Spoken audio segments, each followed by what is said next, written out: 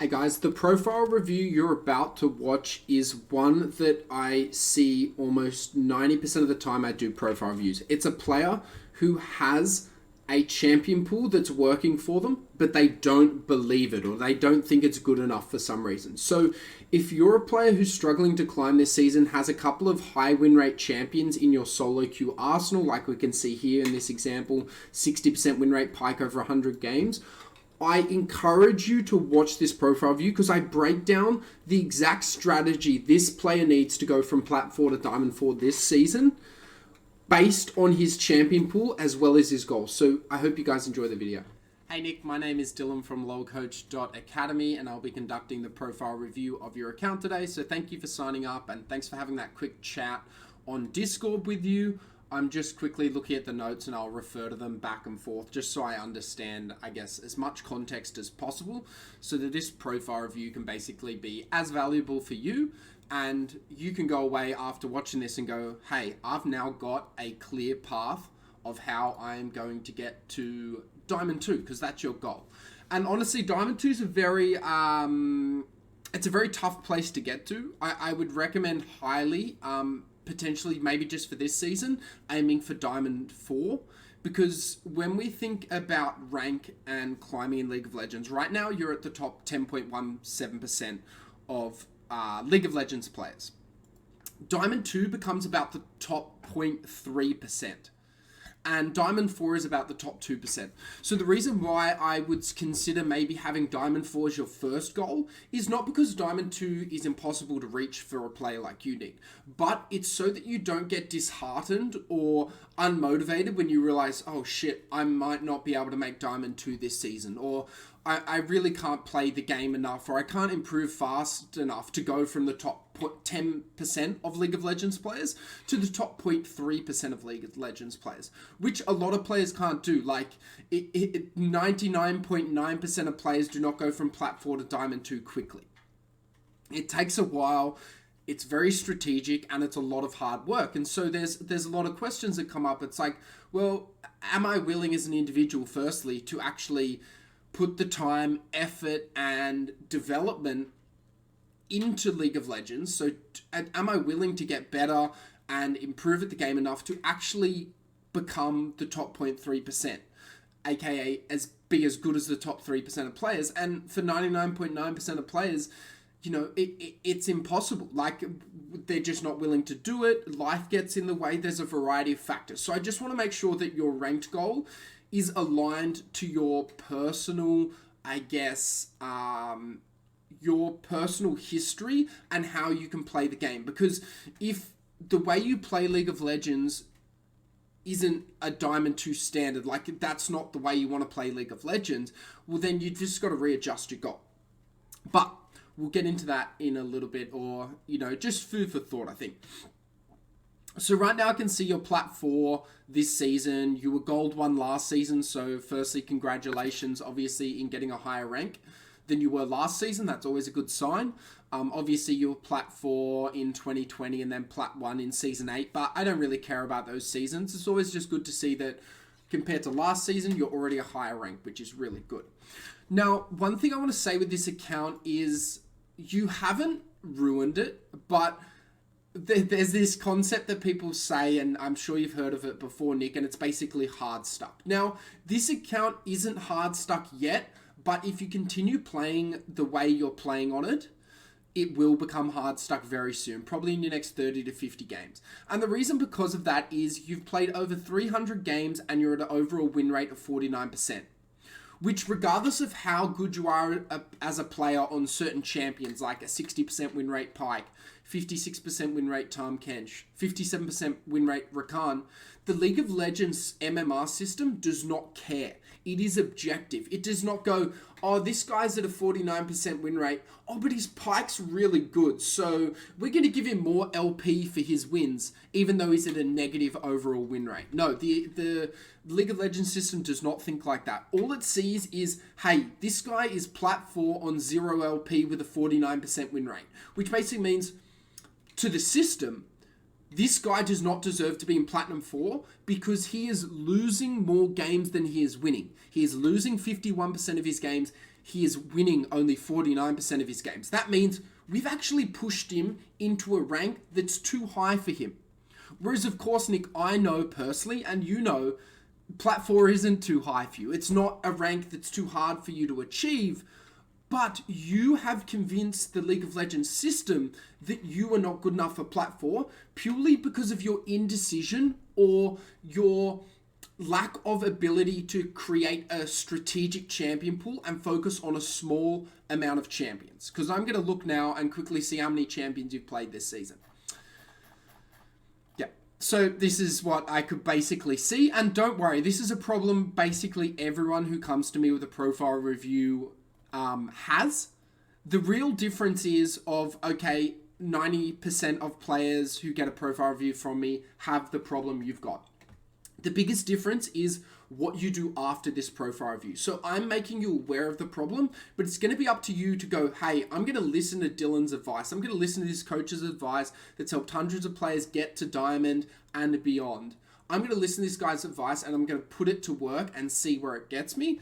Or you can be like the probably 80 to 90% of players that go, oh, I paid for this profile review. Oh, that was good advice. Oh, let's try it out. Try it for 10 games, get bored, and then give up and go back to the way you're playing. And then they wonder why in 3 months' time they've still got a 49% win rate. So at the end of the day, Nick, it's going to be up to you on how you use the information I'm giving you, as well as if we work together in the future. What you do with that, because at the end of the day, I can lead. It's like you can lead a horse to water, but you can't make it drink. So I can lead you to where you need to go. I can go, hey, this is exactly what you need to do. You need to drink this water. You need to play these champions.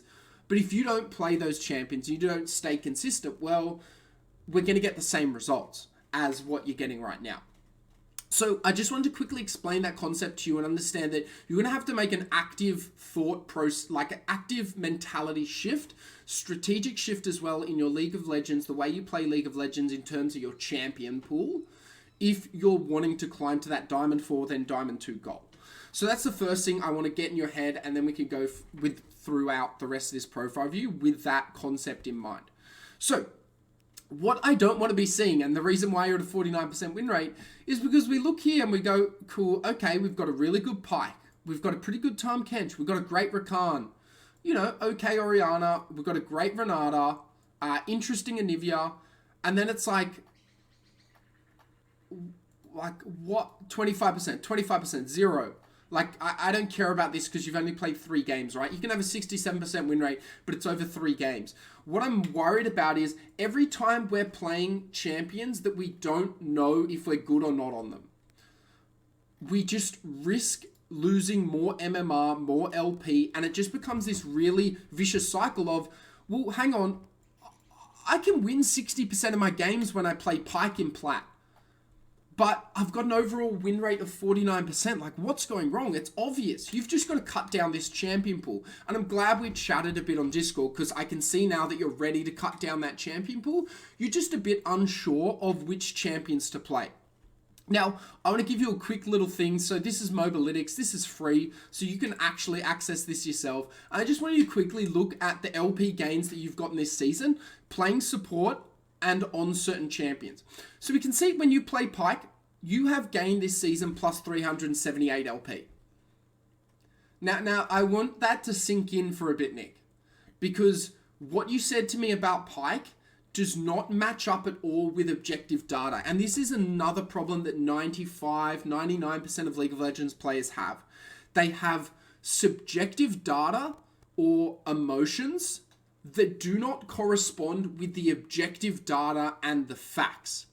So a really good example for you is, I don't think Pyke is strong and I can't play him because of the nerfs, versus we look at the facts. So that's the subjective data that you've processed by playing Pyke in a few games and feeling like he's bad, plus the emotions you've had with those losses attaching to Pyke, versus you've got 96 games on Pyke with a 62.5% win rate, and over this season, you've gained plus 378 LP.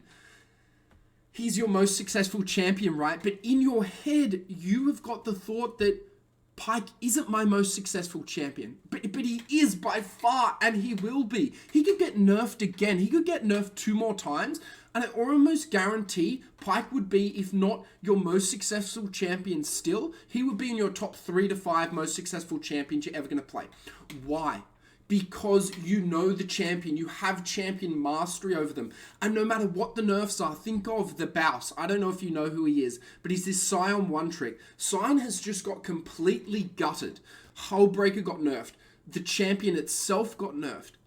Yet he still plays that champion at about a 55 to 65% win rate, regardless of nerfs. Why?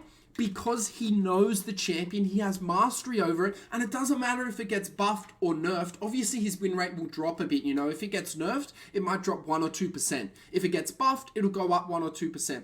But because he has such a solid understanding of that champion, it doesn't matter what Riot does to it, because he still knows how to abuse the power of that champion, and he understands how to play that champion in every situation, regardless of nerfs or buffs or what champions he's versing. And that's the concept, or the second concept, that Nick, you as a player really need to understand. And if it doesn't switch in your head, you're going to be like the other 95% of players who never climb any higher than their current rank because they get stuck in that emotional trap of, I don't think this champion's good, or I can't win with this champion, when in reality, we look at the data and we see a 62.5% win rate with plus 380 LP. And you can go, well, that was before the nerfs. Again, that's why I brought up the Bouse, because it doesn't matter about a nerf where we've seen, look, it's been a 49.64% win rate 2 patches ago, a drop in 0.4% of a win rate. The reason why I sometimes hate patch notes and nerfs, and the reason why I hate YouTubers that talk about it, particularly like LS and other champions who do like tier lists and almost dramatize these nerfs, is because when you actually look at a nerf like Pike, for example, all the tweaks did was make him go from a 50.6% win rate to a 49.64. That's a drop of 0.4%. That's nothing. A drop in 0.4%, who cares? You've got a 60% win rate on this champion, Nick. Now, I'm not going to go into this any further, because if you can't understand that Pike is going to be one of your best champions, and he's probably your key to climbing to Diamond, because he does not drop off. Like, we look at Diamond plus win rate, 49.6% win rate. So in Diamond, he still has that really high win rate. And obviously it's negative, right? It's 49.6. But the reason why I'm focusing on this is just to show you how little the nerfs have impacted him. But then we go to your account and we see, well, fuck, you've got a 60% win rate. So basically what this is saying is, when the meta thinks Pike's a good champion, so a 7.4% pick rate and a 14.4% ban rate, basically means this champion is meta. The meta can only play him at a 49.6% win rate. So the average Diamond player can only play him at a 49.6 win rate. And then you can see his win rate actually goes up in Diamond 2+. So it means he's basically a stronger champion the higher rank you go. This basically means that, hey, the average plat player can only win 49.64% of the time on Pike. But you can win 60% of the time. So that should immediately click in your head and go, okay, Pike's a no-brainer. He should be my main champion. Now, obviously what we talked on Discord is, hey, well, I've got Pike right, but he's at a 7.4% pick rate, which means the enemy could pick him. And he's also got a 13.3% ban rate, which means, it basically means, I guess, 20 in every 100 of your support games. So that's... I'm terrible at maths. That's 20%. 20% of your games, you're not going to get Pike. And we can probably drop that down to about 15% of your games, you're not going to get Pike, right? So what I want to see is 85% of your games, 85 to 80% of your games, you should be playing Pike. No matter what. I don't care what support they pick. I don't care if you think you're getting countered. You have a 60% win rate on Pike. You cannot get countered. You win the game way too much for anything to be a true counter to your Pike. So there can be traditional counters, right? But at the end of the day, if a player is playing their strongest champion who they know they have a really good win rate on, 60%, which means I'm a really good player on this champion, it doesn't matter if they pick the biggest counter to Pike in the game, let's say Braum. It doesn't matter because you are so good at that champion that you're going to be able to beat the average Braum player and play better than them and just work around the counter that it is, and you just go roam. Braum can't match a roam, etc, etc. So you're just going to be able to adapt your play style no matter what champion you verse. So I really want you as a player to be playing Pike 80 to 85% of the time. And the only reason why you shouldn't be playing Pike is because he's either banned or picked on the enemy team. Nick, that is the biggest reason, or the only reason I want you not to pick Pike. It gets banned or the enemy picks it. If Pike is open, you take it every single time. I from our chats on Discord, you say you're open to one tricking. 80 to 85% of your games for the rest of this season need to be on Pike. Because if you do not get this win rate up from 49% to at least 55%, you're never going to get to Diamond. You need to get your overall win rate up in the next 50 games to 55%. 50 to 100 games, next 50 to 100 games, you need to get this win rate up to 55%. Otherwise, this account, League of Legends, is never going to let this account get to Diamond because it's going to go, this guy isn't good enough for it. Regardless of if it's true or not, their objective system, their MMR system is going to go, this guy, no, he's not a Diamond player. He's struggling to climb in Platinum. Why would we put him to Diamond? So that's, I guess, the third thing I want. That should play in your head right now. Now, okay, so we're playing Pike for 80 to 85% of our games, right, Nick? Well, what am I going to do in the other 15 to 20%? So there's two ways you can approach your next picks. Now, ideally, what I would recommend and what's going to be the best for climbing and what I would do personally and what I would recommend everyone else in your situation do is, okay, 15 to 20% of the time I'm not going to be able to play Pike. So I need a solid pick there. What I recommend is literally you have one or two other champions max. One or two other champions max that you play in support role, right? And we'll get to, what if you get autofill? Because if you're queuing up primary support, you're probably going to get support 90% of your games because support's a very low percentage play. So it basically means if you queue up primary support, which I'm sure you know, you're going to get support the majority of the games. We can see here, out of your just over 300 games, you've gotten 270 games of support. And I almost guarantee you haven't queued up for all 300 of these games with your primary role or primary preference as support, because this would be way higher. This would probably be just under 300, about 280, 290 games. So you're going to get support 90% of your games, 90 to 95% of your games, but we'll need some champions for when Pike gets banned. So there's two ways you can do this or pick out these champions. One, you can go to u.gg and look at the highest win rate supports right now, which we can see Senna. You could go Platinum Plus, you could go Diamond Plus. I'd recommend doing Platinum Plus right now because that's where you are. You're wanting to go from Plat 4 to Diamond 4. So until you get to Diamond, don't worry too much about bumping this rank up. Just focus on Plat for now. And then we'll focus on Diamond as the next step. So right now you can see, wow, top 10 win rate champions in support. Cool. Oh, hang on. I play Renata.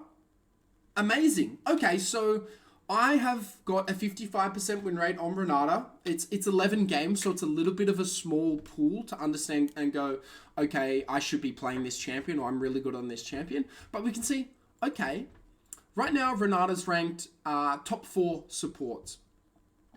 And I have a 55% win rate on it. So immediately that should trigger in your head, Nick. And this is why I like to use objective data, right? Because it removes the inner thoughts, the inner demons that say we're not good enough or we can't do this. But it gives us a clear black and white plan of, okay, I might not have a strategy. Maybe this strategy doesn't work. But at least on paper and using data, which is basically the most solid research or proof we can have that a strategy is going to work. Well, at least on paper, this is the most sound strategy and it's very clear, precise, and I know exactly what to do with this strategy. And then we can build it from there. So we go, okay, Pike, 80 to 85% of my games. Awesome. Renata, 10 to 15% of my games. And then if we want a third champion, we can go, Okay, your Rakan's pretty good, right? 57% win rate over 14 games. From what I can see here, it's your most successful support other than Tahm Kench. I mean, you could play Tahm Kench. I can see that you haven't played Kench in a while, so clearly you don't like him. Or you feel like he's a bit nerfed, which I agree. I think he's only really good at the moment with Senna. And then also you have to play him as AD carry, not or as the carry, not as support. So I can understand why you're not playing much Kench at the moment. But we can go, okay, let's check the tier list. Now, Rakan is a D rank, but to be honest, he's being played at Worlds at the moment. He's being played in a lot of solo queue, and I honestly think he is a good pick. So even though the meta says 46%, your win rate says 57%.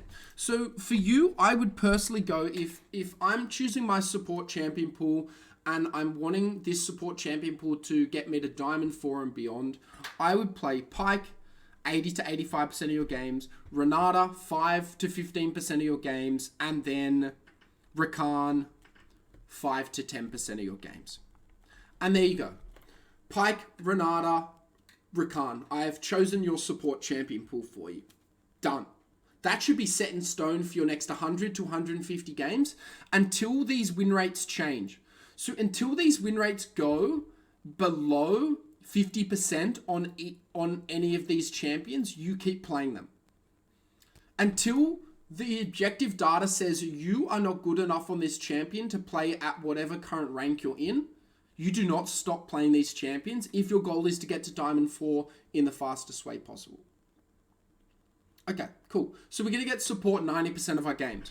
What do we do for the other 10% where we'll get filled? Either top, mid, jungle, or AD carry.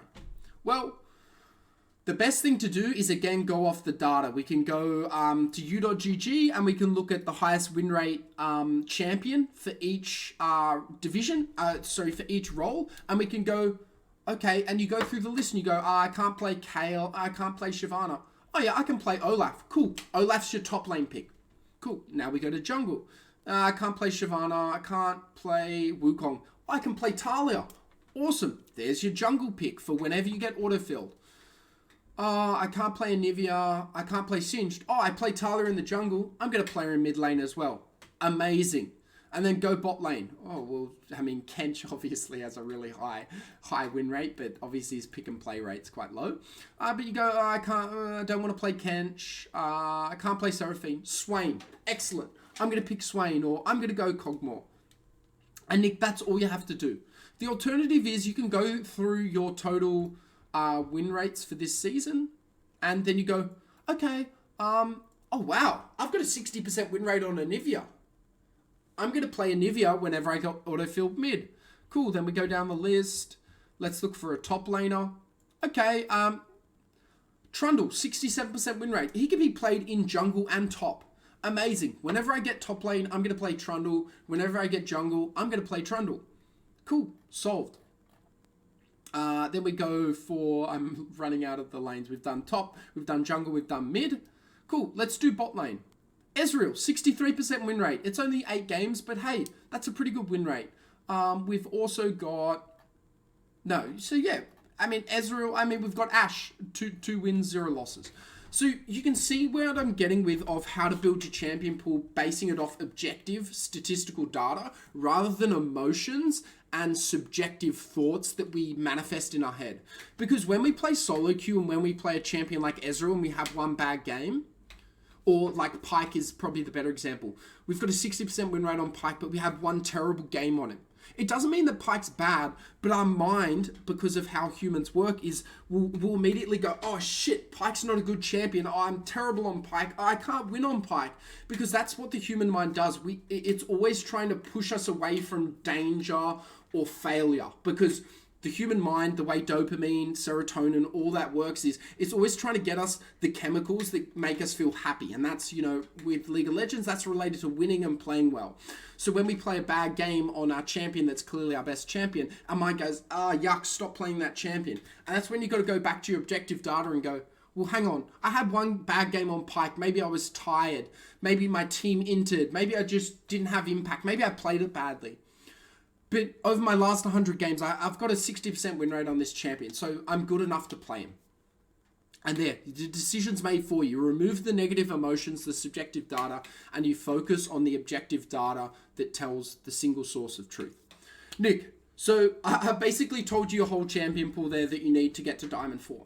Now, at the end of the day, as I said at the start of this video, it's up to you, Nick. 90% of players that get this profile review, they hear my strategy and they'll either commit to it 50% or they'll commit to it for 20 games and then they'll get bored, change their champion pool, and then in 6 months' time come back to me and go, hey, I didn't climb. And I go, oh, cool. Did you follow what I did?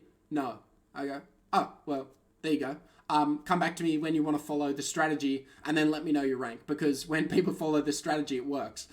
This is the strategy I've used for hundreds of players to get to Diamond, to get to Platinum, to get to basically whatever goal rank they were, because it's proven. It's proven by every famous League of Legends player. It's proven by every streamer. It's proven by every player in Challenger. It's proven by every player I've helped coach. It's just the way to climb in League of Legends. And the reason why it works is because 90 to 95% of players aren't willing to put in the effort to have a small champion pool and a really black and white strategy of, I'm only playing these champions and I am going to climb with them. So, Nick, at the end of the day, it's going to be up to you. If you take this advice, and hey, you don't have to take 100% of this advice. You could like mix and match it with, okay, I'm going to listen to 50% of Dylan's advice and I'm going to blend in my own strategy that I think is going to work. And that's completely fine. At the end of the day, it's up to you what you do with this information. I care obviously because I want you to succeed, but at the end of the day, it's how you want to play League of Legends. If you want to have fun, you do whatever you want. But what I would highly recommend, if you're like, if you listen to this strategy, Nick, you're like, this doesn't sound like how I want to play League of Legends, I would recommend having a 2-account rule, which is what I use personally, because the strategy I explained to you isn't actually really how I like to play League of Legends all the time either. So what I do is I have 2 accounts. I have one account for climbing, which I use the strategy that I've described to you exactly 100% of the time on that account. And that's my highest rank account, and that's my main account. Then I have my second account that's for trolling, playing with friends, trying new builds, trying new champions, or when I'm bored, or when I feel like I'm playing bad. I go, okay, I'm not going to play on my main for the rest of the day. I'm going to switch to my second account, my Smurf, and just play whatever I want. D-tilt, have fun, try new things, and just relax and play solo queue, play League of Legends like a computer game. And honestly, that's the best way to split it up. But if you're super dedicated and you're like, hey, I can commit to this strategy 100% of the time, cool. Play on your main, use that strategy. But then if you want that, relief, that chill out, you have that second account.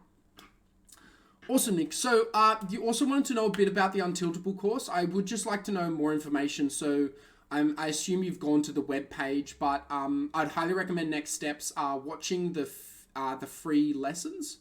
I actually have a link. I can give you a link to the free lessons. If you haven't watched those already, let me know once you've watched this. I can show you those, and then you can actually get a immersion and an understanding of, hey, is this course going to be right for me? And the cool thing about the course, particularly if you like data or tracking progress, is I've built a whole spreadsheet that will help you climb to whatever goal you want using a step-by-step framework. And similar to this profile review, I build a whole strategy for you throughout that course. But at the end of the day, it's up to you if you follow that strategy word for word. If you don't, your success depends on it. How strictly you follow it, the greater your success is going to be. The less you follow it, the less it's going to be. And then thirdly, if you're more of a hands-on learner, so you like a coach walking through you one-on-one of, hey, this is what you need to do to get better, like VOD reviews, game reviews, live game coaching, I have 2 coaches. So I myself do coaching. So if you listen to this profile review and you go, wow, Dylan seems awesome. He seems like he knows what he's doing.